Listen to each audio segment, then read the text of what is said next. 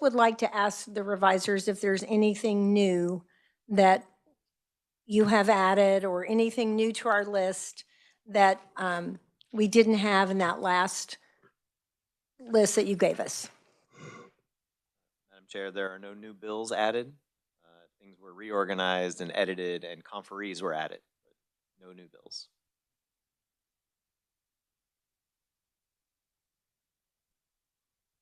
So some of the things in the far right column, you actually, they're actually in the committee now. Yeah, I got it. yes, Okay. everything is fully here.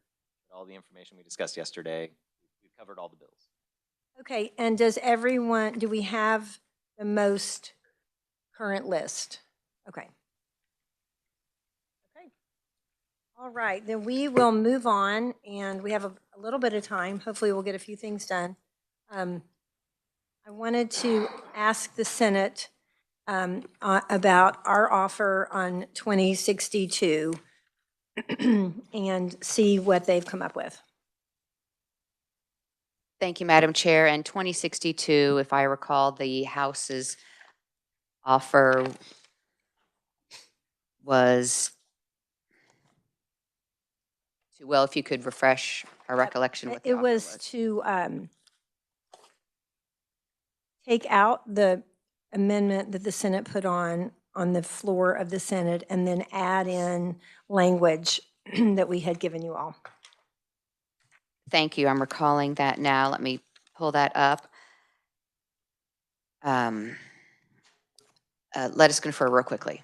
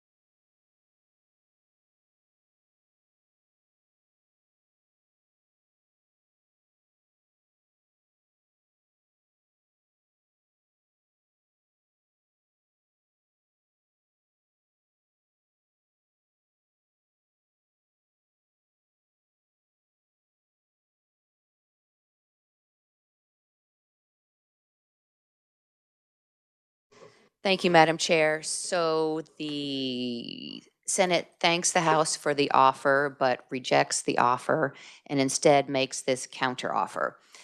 And the counteroffer is to, with House Bill 2062, add the contents of Senate Bill 237 as it was amended by the House, put that into 2062, and to make the offer back to the House of keeping the amendments on 2062 that the House put into 2062. So the House amendments to 2062 plus the House amendments and the full contents of 237 into 2062 as was amended. The reviser's looking puzzled. So 237 as amended by the House into 2062 as amended by the House.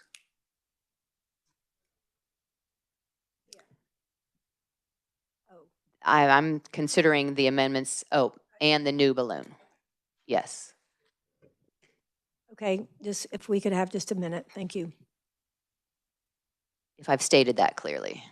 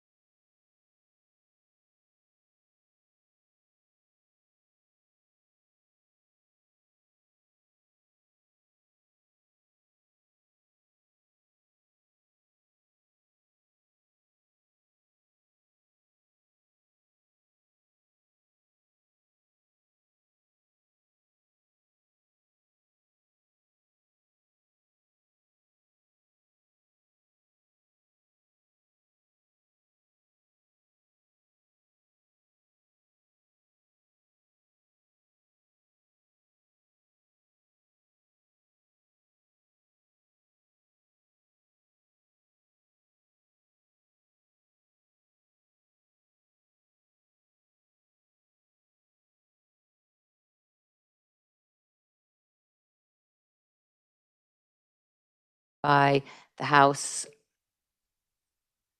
because it was your bill. So your proposal is to add in your balloon. So, right. So the Senate offer would be to accept what the House position here in conference committee is, plus the contents of 237 as amended by the House. Those together.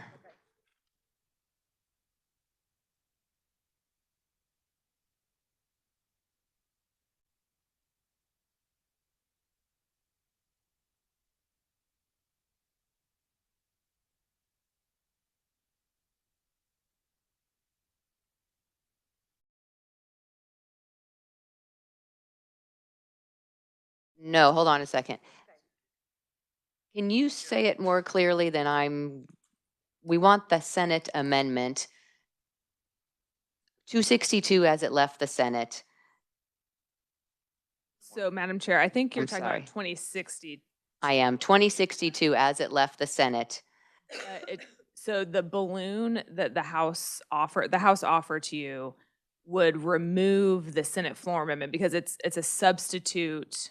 It would move, I think, part of the Senate floor amendment, from what I can see. Yeah, moves it part. tweaks that same Yes. part of the bill. So you would, instead of, it's reflected in this balloon here. So instead of the addition that the Senate put on page 3 of the balloon there, you would strike the floor amendment language and put what the House balloon is here. We would accept the income tax personal exemption proposed amendment offered by the House in conference, plus the contents of 237 as amended by the House. I think that covers everything. It does, yeah. This plus the contents of 237 as amended. Yep. Okay. Just 1 second. I think we're.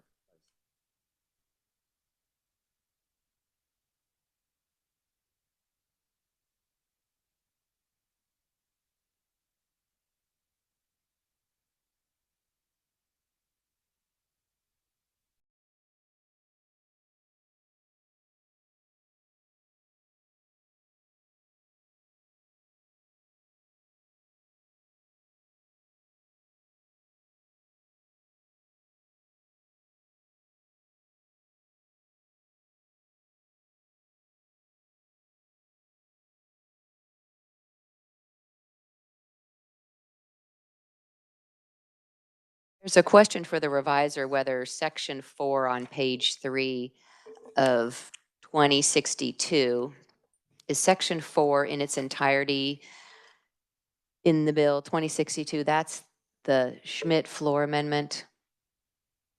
Okay.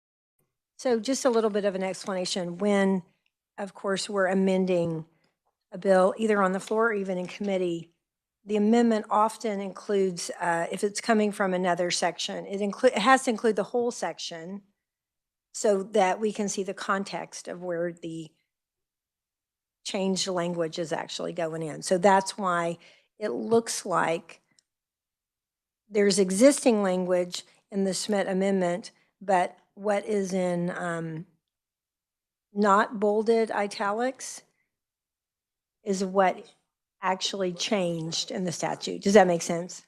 Yeah, okay. So you're right, a lot of section 4 is already existing law, but what was tweaked, was just the 4 lines. We're striking the new part and adding in the balloon, yeah. Okay, and then I did want to mention really quickly too, which you acknowledged that we did amend Senate Bill 237 on the floor because we found out there were some issues with the federal law and how you would, you may consider different, why people are in arrears in their child support. And the federal law says you may consider if they are incarcerated, or you may consider if they lose their license. And so we had to kind of go make sure that we're in compliance with the federal law. So we made just a tweak on the floor of the House, recommended by DCF on that. And for the reviser, that was striking some of the language in 237 in which section?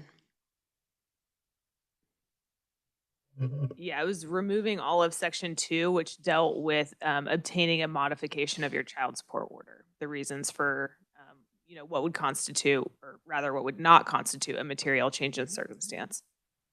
And that was to bring the bill into compliance with federal law or rules or regulations so that the federal funds could help still provide for the enforcement of child support orders here in Kansas. Exactly. Thank you. We would like to accept the order, or sorry, the offer. I think Representative Osmond would like to speak to it, but the majority of the House side would like to accept it. Thank you very much, Madam Chair. 237 is a good bill. I voted for that. I think that I would continue to vote for that were it not to be included into 2062. There's, from top to bottom, it is a mess and unenforceable. What happens when there is an adoption? And who gets the tax exemption when there's an adoption? I don't know. What happens when there's a surrogacy and there is a miscarriage? Who claims the tax credit on that, or the tax exemption on that? If you have a miscarriage on, again, remember, these are wanted children, and there's a miscarriage, and in their time of grief, they decide, hey, I would like to at least claim the tax exemption, and they don't file the proper paperwork, and they get indicted on tax fraud on top of everything else. It can and will happen under this mess of a bill, and this is just a tip of the iceberg in terms of what will happen if this goes into law. No, I can't support it. Thank you.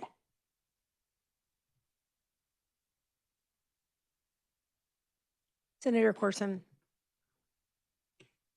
Thank you, Madam Chair. It seems like what we did is really we took kind of one unvetted floor amendment and we've kind of replaced it with an unvetted conference committee amendment. I mean, nobody's really vetted this amendment. There's all these questions about how we would work in practice. So I thought the floor amendment was unvetted and ill-conceived. I think this amendment is basically unvetted and ill-conceived.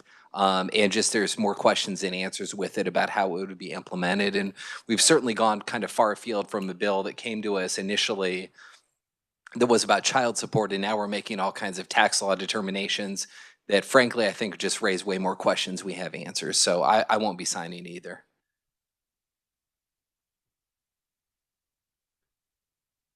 Okay, does anyone else have any questions or comments? So I think it appears that we have an agree to disagree. And I assume now that you take care of that, or is there anything else we need to do officially about that?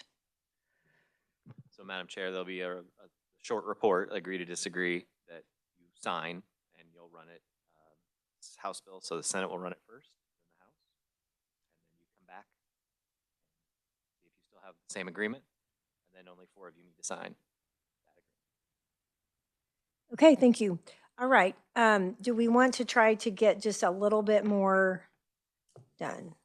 Or we might need to go, you've got. Right, we're in caucus at 3:30 and we're a little bit past that now, and we do have some judiciary bills that are going to be debated on the floor at 4 o'clock. So unfortunately, I think we need to step away and reset this.